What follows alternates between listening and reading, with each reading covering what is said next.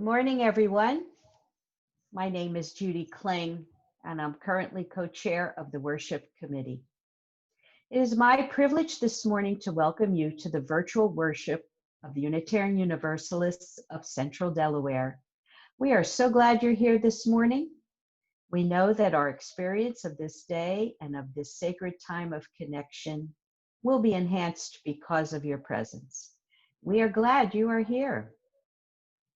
We continue to be grateful for the technology that allows us to continue to meet during these times of social and physical distancing. Thank you for your patience and grace when we have technical glitches or delays. Consider them, if you will, invitations to take a deep breath. In addition to our worship each Sunday at 10, we meet on Tuesday nights at 7 for a more informal time of check-in and sharing. Please consider joining us for that gathering. And for all of our connections, we encourage you to invite a friend to join you and get to know our UUCD community. There is certainly room in our hearts and our space for more people who are searching for a liberal, diverse, non-judgmental, and spiritual community. This morning, we have the special treat of having worship presented primarily by the Unitarian Universalist Service Committee, a nonprofit, non-sectarian organization advancing human rights together with an international community of grassroots partners and advocates. You'll learn more about them throughout this service. We are grateful to UUSC for the work they do, helping other UU congregations to do and for putting together this resource. And I invite you to donate to them when you are able. Now I invite you to take a deep breath and listen to these sacred and sincere words of welcome. Whoever you are, whomever you love, wherever you've been, and whatever you've done. Whatever your religious beliefs are or aren't, and wherever you physically are on the planet right now, you are welcome to this spiritual community. However you move in this world, how much or how little is in your bank account or wallet, however you are feeling this moment, you and all of who you are welcome in this spiritual community. We are all enhanced by being together.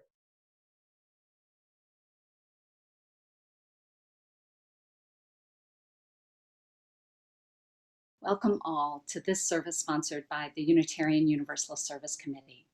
We are grateful to be invited into your worshiping community in this way. I'm Reverend Mary-Katherine Morn, President and CEO of UUSC. In uncertain times, it helps to look to times past when we have risen to challenges and tested the strength of our Unitarian Universalist values. We hope the UUSC Sunday service we are offering will provide both consolation and inspiration to your community as we honor 80 years of our UUSC history and look toward a future shaped by hope and justice. I invite you to join me in lighting a chalice. This is the flame of our faith, the light of hope, the cup of community, and the fire of commitment. May we be bearers of the light and the cup and the fire, as together we create a world of justice and joy.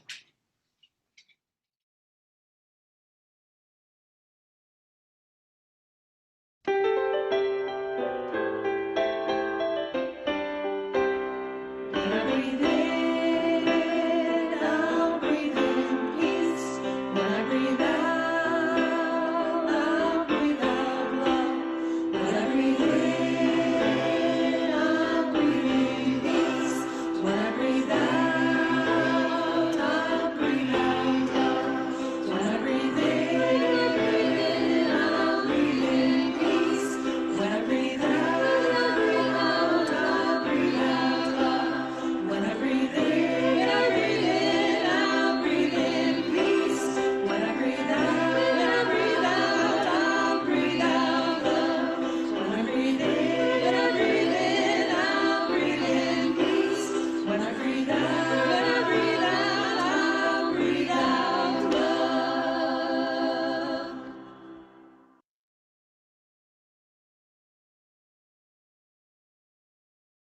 My name is Gloria Gross.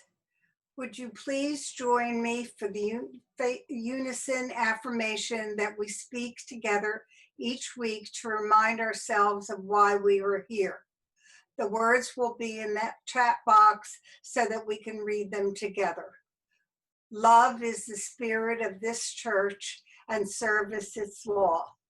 This is our great covenant to dwell together in peace, to seek the truth in love, and to help one another.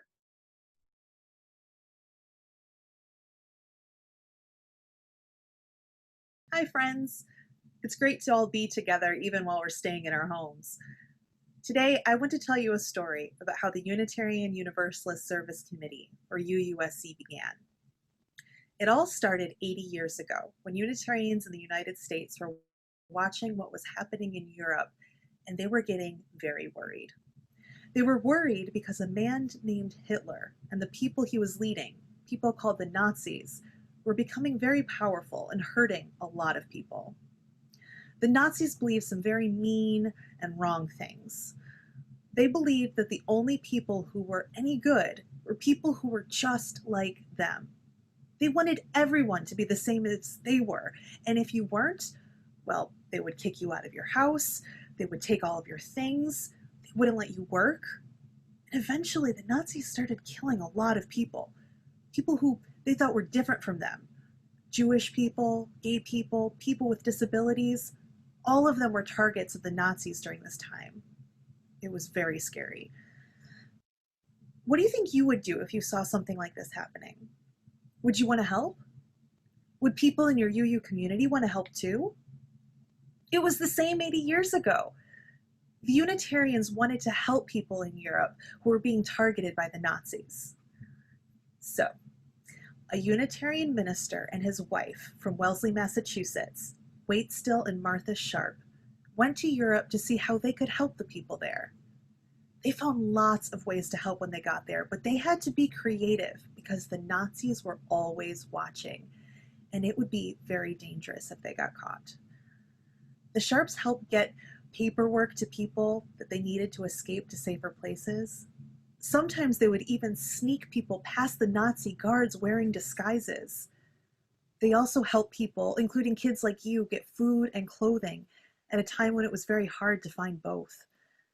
The Sharps were very brave, but they didn't do this work alone. They worked with people in the Jewish communities in Europe, and they worked with other Unitarians in the United States who would send them money and other supplies so more people in Europe could be helped. That is how the Unitarian Service Committee, now called UUSC, got started. Today, UUSC is still working around the world to help people who are being treated badly find safety and have their human rights respected. We work with migrant communities who fled their homes in Central America and are seeking asylum in the United States. We work with Rohingya Muslims from Burma who are facing inhumane treatment and displacement by their government. We work with people around the world whose home communities are threatened by climate change, and many, many more. Both 80 years ago and today, UUs come together through the UU Service Committee to work with people who need it most. And we will continue to be there to help into the future, because Unitarian Universalists believe in doing what we can to make the world a better and safer place for everyone. Thank you for all the ways you help us do this work. We couldn't do it without everyone joining together. So grateful that you're here. Thanks for listening to this story. Bye.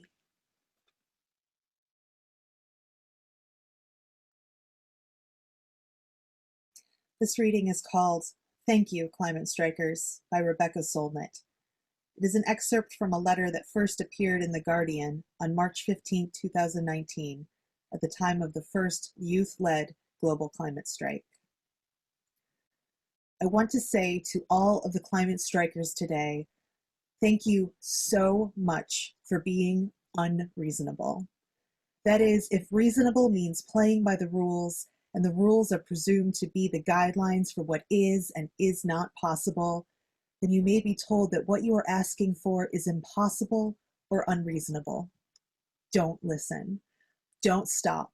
Don't let your dreams shrink by 1 inch. Don't forget that this might be the day and the pivotal year when you rewrite what is possible. I don't know what will happen, because what will happen is what we make happen. That is why there's a global climate strike today. This is why I've started saying, don't ask what will happen, be what happens. Today, you are what is happening. Today, your power will be felt. Today, your action matters. Today, in your individual action, you may stand with a few people or with hundreds, but you will stand with billions around the world. Today, you are standing up for people not yet born, and those ghostly billions are with you too. Today, you are the force of possibility that runs through the present like a river through the desert. Here ends the reading.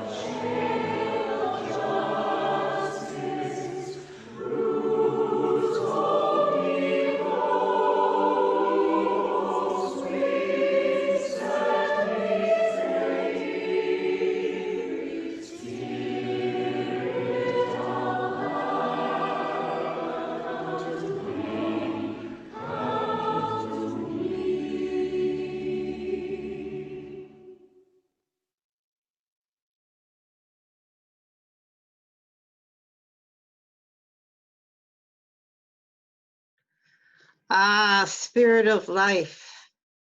Spirit of life. Couldn't be a better time. When we're physically together, I'm Molly Keogh. I'm a co-chair of the worship committee. I forgot to tell you who I was. When we're physically together, of course, in our sanctuary at Temple Beth Shalom, we invite you to come forward and light a candle and share your concerns or your joys. Today, we adapt that slightly and ask you to share very briefly what is most in your heart right now and light a candle in your own space. Through the actions of sharing and kindling a flame, we give energy to our best thoughts, meditations, sympathies, celebrations, and prayers. We hold these as sacred in our collective hearts.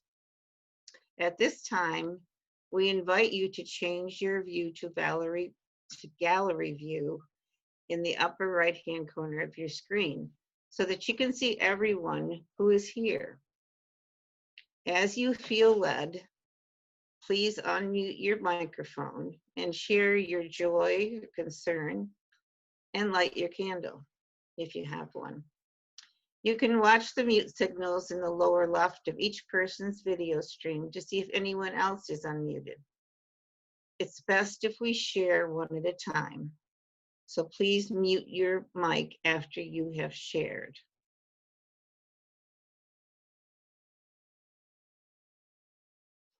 This is this part of our service where we offer. And this is an invitation to offer, and it's a call to generosity. A central part of our worship is the opportunity we all have to practice the art of generosity. Our gifts to UUCD are what allow this congregation to thrive, with a common vision to nurture our spirits, build our community, and change our world. We are grateful to you for the many ways you support our community, including your financial pledges and offerings. Your gifts truly translate into lives changed. Every part of our ministry, from the worship that grounds us in our values, to the community gatherings that connect us, to our children's education, to our social justice outreach and action, are supported by your gifts. Right now, our congregation is in a time of creative growth. Individuals are imagining new ways to live our mission, and this is exciting. Your giving affirms and supports this creative moment, and we know it will impact lives in the future. Thank you so much. Today is the third Sunday of the month, and we have a tradition in our congregation to have a collection, a giving during the third Sunday of the month for an organization in our community who supports the values of UUCD. And we change that every month. We have a different organization each month. So this Sunday is Link of Love, and I'm very familiar with Link of Love because it's right here in Smyrna, real close to me. Link of Love is a nonprofit, very, very small organization. They don't get any state or federal money. They only exist through volunteer work and contributions. The particular piece of Link of Love does a lot of things. It mostly works with families of incarcerated people and helps incarcerated people when they leave prison. Our piece of this is that we have an agreement with Link of Love that we will support them as much as we can in paying fines for people who, as people get out of prison, they sometimes have fines that they have to pay before they can get a job, or they need to get their birth certificate. That's a fee. They need to get their driver's license back. That's another fee. So they're sometimes hindered from becoming full members of society because they have these seemingly little things that they have to take care of. We are helping Link to Love by our support. In the past year, we've helped people get, we have one, I'll just give you one example. A gentleman needed a bicycle, and he needed the bicycle. He had a job, he had a place to live, and he set up his own addiction counseling. And all three of these places were not that far away, but it was a long walk. So we helped give him a bike. It was a repurposed bike, and it wasn't very expensive, but it meant a lot to him. And I checked with the director of the program the other day, and he's still riding that bike. So I'm very happy and proud of that. So the second part of our plea today is for you to offer a donation,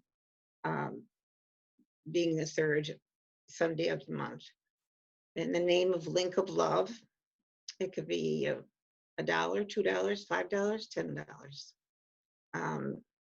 We are very careful how we spend the money, and it is carefully processed by our treasurer. Thank you very much, honey. Now, for those who are making pledges and you want to contribute to the not-for-profit community, you may continue to write checks and mail them to us, or you can give online. There are instructions to do both of these things on our website at uucd.org. Just click Support UUCD on the menu bar. You can do that now during this offering song or at any time that's convenient.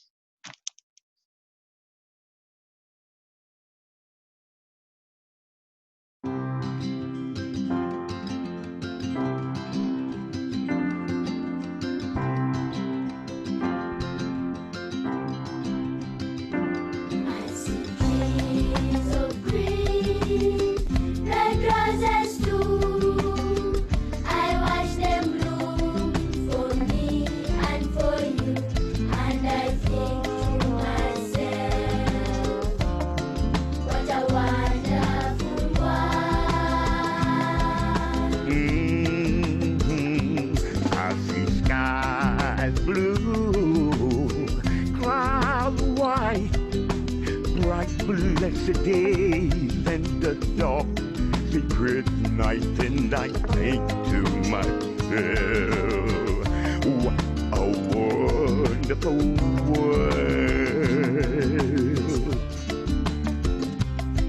The colors of the rainbow, so pretty in the sky, are also on the faces of people going by. I see friends shaking hands, saying, how do you do?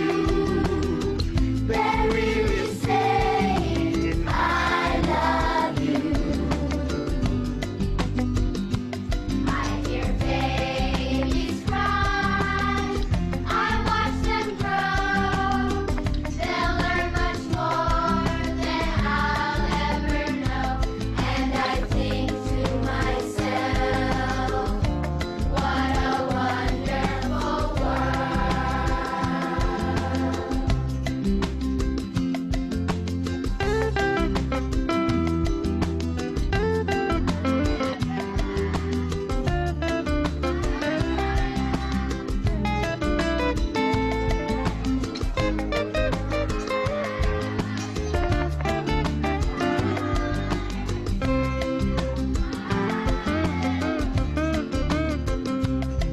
The colors of the rainbow, so pretty in the sky, are also on the faces of people going by.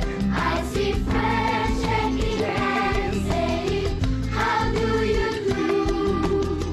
They're really saying, I love you. I hear babies cry, I watch them grow. They'll learn much more than I'll ever know. And I think to myself, what a wonderful world. Yes, I think to myself, what a wonderful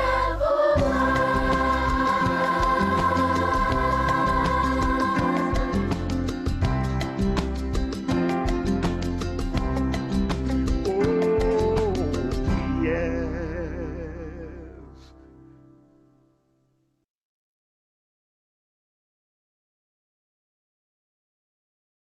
Greetings, friends. We are glad to join your worshiping community today for this UUSC Sunday service. Thank you. Hello, Justice lovers. It's good to be with you in this virtual way. Like you, we at UUSC are finding our way in this difficult time. In addition to adapting to social distancing, working from home, homeschooling, caring for loved ones, mourning our losses, and finding new ways to connect, we are also discovering all the ways we are called to pivot in our work for human rights. Over the last weeks, we have reached out to all of our partners around the world.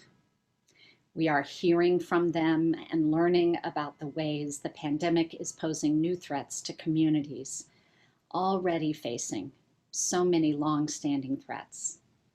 Together with our partners, we are striving to be nimble and creative in responding to needs that are emerging. We feel grateful for our history of deeply rooted partnerships, which makes it possible for us to move quickly to respond. For all of us committed to being a part of creating a world transformed by justice, we know that these commitments are more important now than ever, that it is in times of crisis that human rights for all are most at risk. We are grateful for this opportunity to share how UUSC works for a world transformed by justice, to share what has always guided our work and what guides us still. When we think of social justice and human rights, we often think of words like resistance, fortitude, resilience, and courage, perhaps especially courage. And sometimes this stops us. We know courage, we've seen courage, but we often think of courage as something other people have. So today we want to start with imagination and move to hope. Because the courage to imagine and hope for a new world, a world reflective of the values we cherish, is exactly the courage we need. Imagination and hopes are acts of courage because a vision of what more is possible demands that we move away from the sidelines. Imagination invites us to see beyond the current systems and norms, and hope points us toward new regenerative systems and norms reflecting the values we share. 80 years ago, in the face of rising Nazi repression, Unitarians imagined a different world, a different response from the US isolationism. They knew there was a beloved community that cared about human rights across the country and around the world. And then they asked themselves what they needed to do to get closer to that different world. They asked themselves who else shared their vision for that beloved community. And they asked themselves what they were willing to risk to live their values in the world. They chose to form and support the Unitarian Service Committee.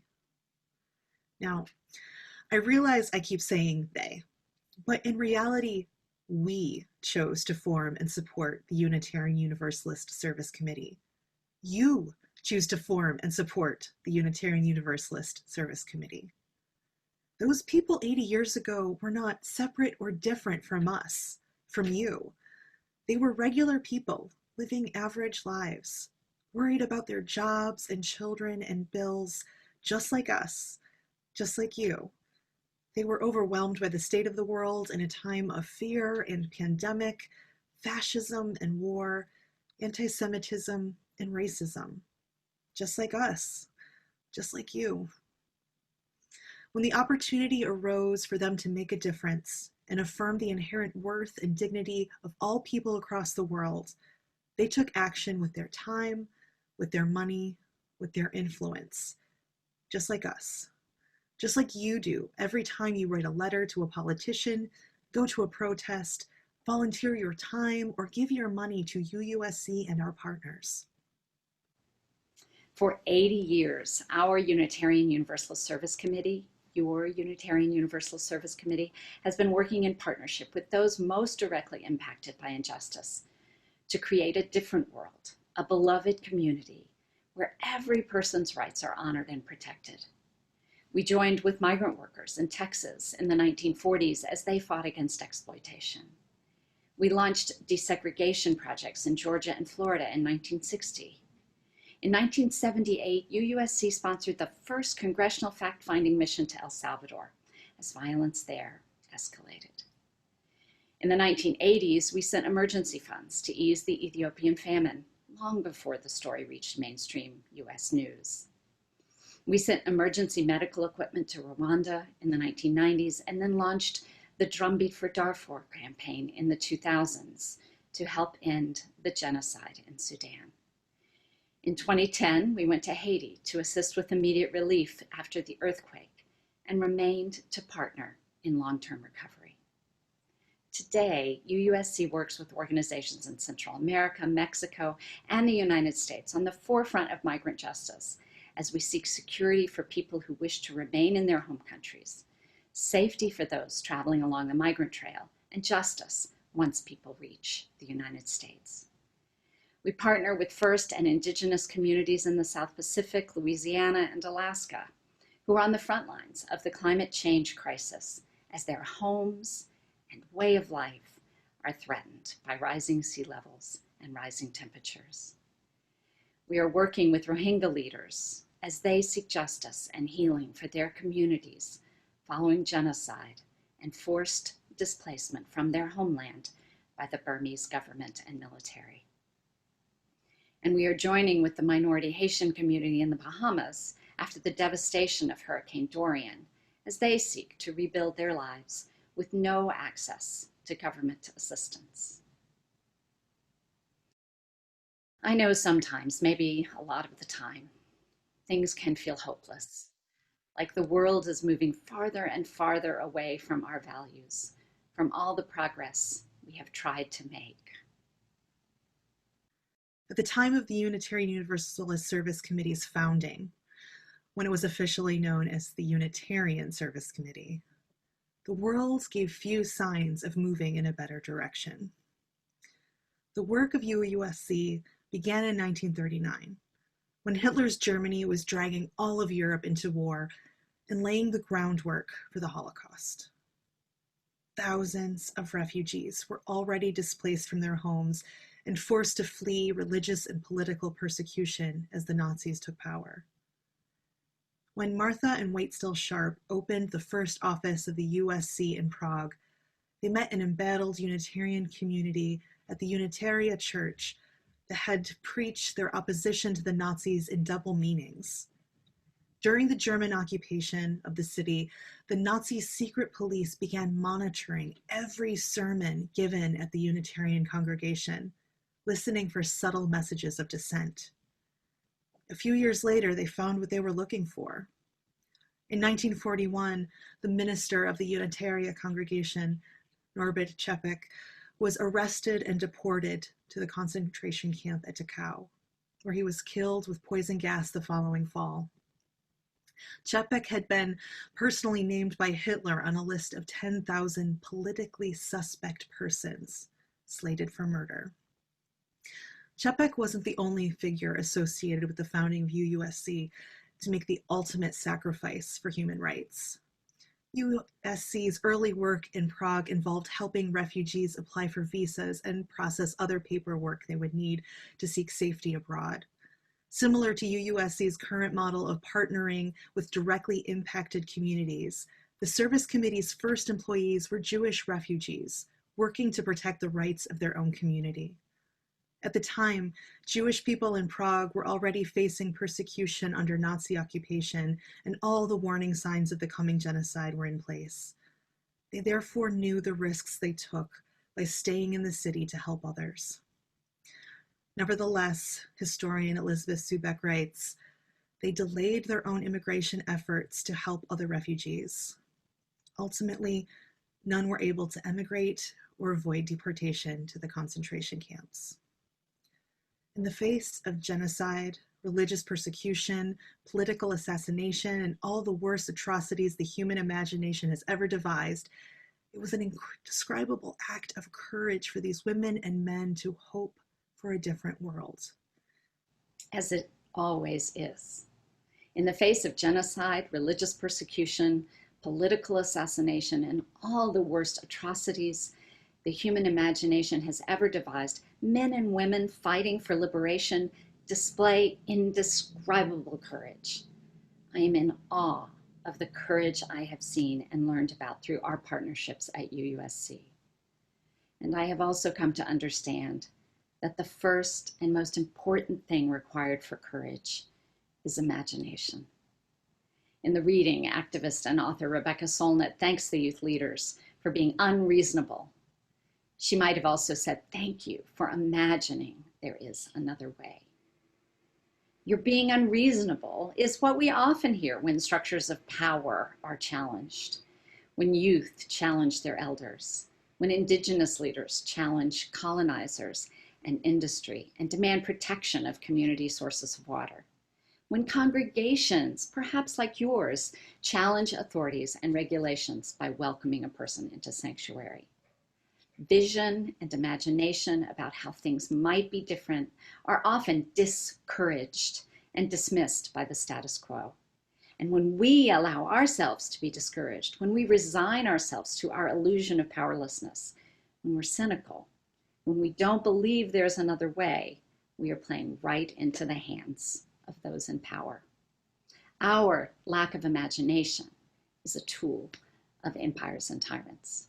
It's how power gets away with conceding nothing. It's the courage we need right now. The courage to imagine.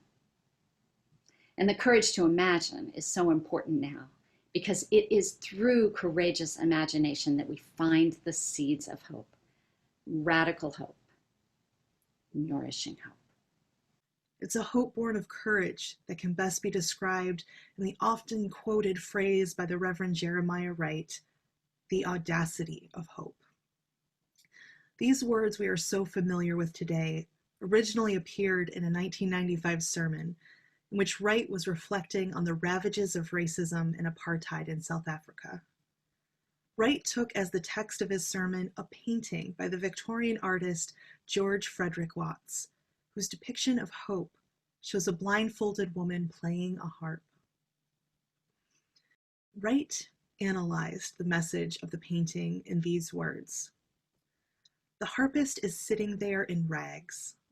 Her clothes are tattered as though she herself had been a victim of Hiroshima or Sharpeville. Yet the artist dared to entitle this painting Hope. See, in spite of being in a world torn by war, in spite of being in a world destroyed by hate, in spite of being in a world devastated by distrust and decimated by disease, in spite of being in a world where apartheid and apathy fed the fires of racism, in spite of all of these things, the woman had the audacity to hope.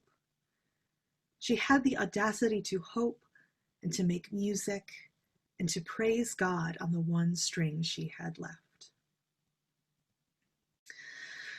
Friends, we have come as far as we have because justice seekers throughout time have continued to have the audacity to keep reaching towards another imagined possibility. At UUSC, we have joined with audacious, imaginative, hope-filled people for the last 80 years. And with your help, we will continue this vital work for the next 80 years. And the 80 years after that. We will continue to go where justice calls, partnering with those most affected by disasters and human rights abuses.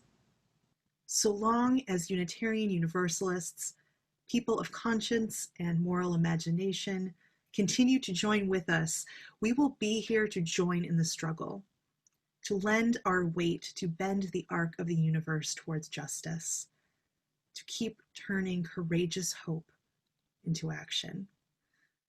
Thank you, my friends. Be well. Take good care of each other and keep the flame of justice kindled wherever you are today. Blessed be and amen.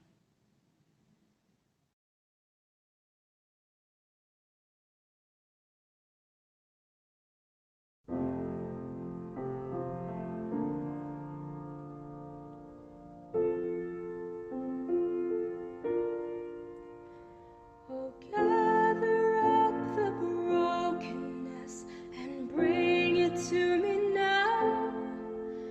The fragrance of those promises you never dared to vow.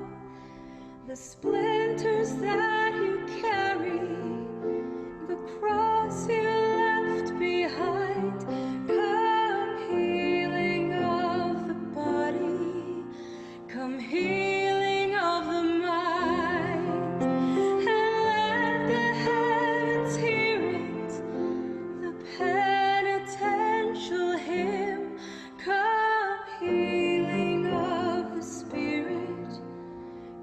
healing of the limb.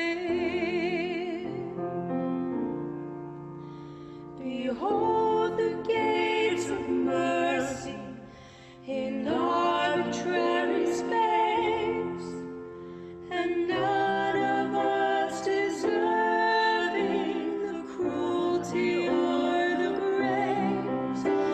The solitude of longing where love has been confined.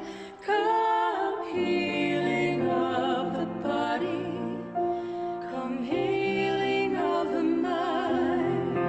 Who see the darkness yielding that tore the light apart.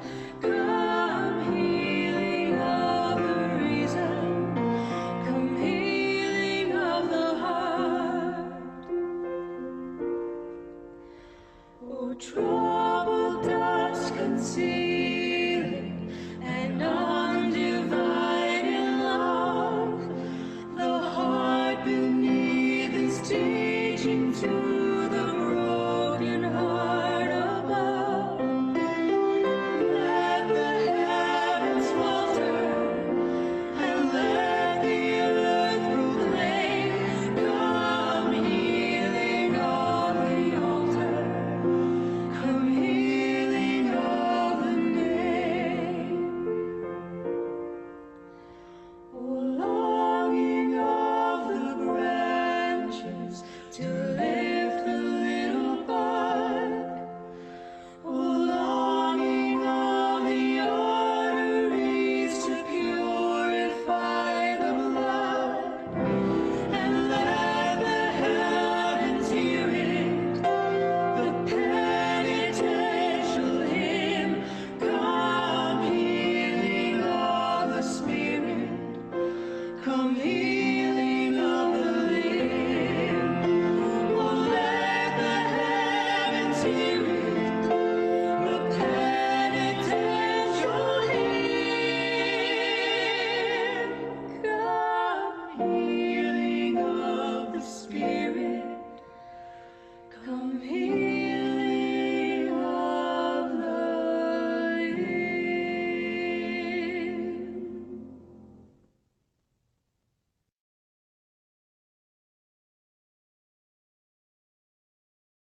In the spirit of activist and author Rebecca Solnit, when our dreams, our hopes for a better future cause them to admonish us to be reasonable, don't listen.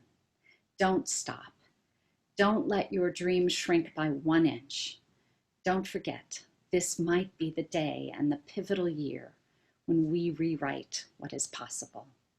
With imagination and hope, with courage, may we build a new world.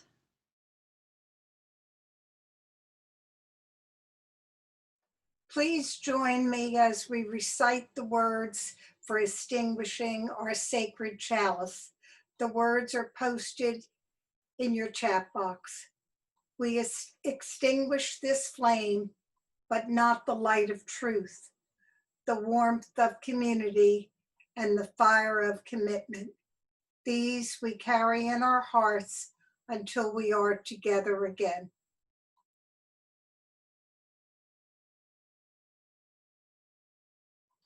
Our virtual worship is over, but our connection with one another and the earth endures. Go forth to be a blessing.